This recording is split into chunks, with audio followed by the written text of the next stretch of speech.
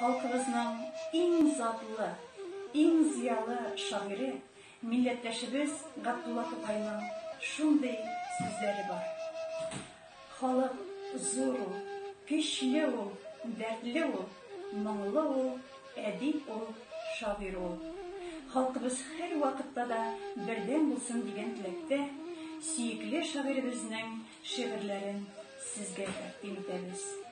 Габдулла Тукай аңа дагасы. Менә кич, зур авыл өстендә чыкты нурлы ай калкып.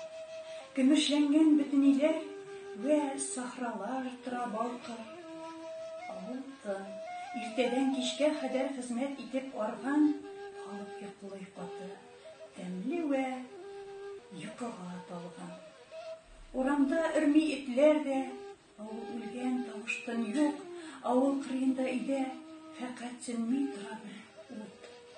Әнә шул өй эчендә ястүгеннән соңра бер карчык, намазлыкка утырган, бар җиһаннан күңелен ачып.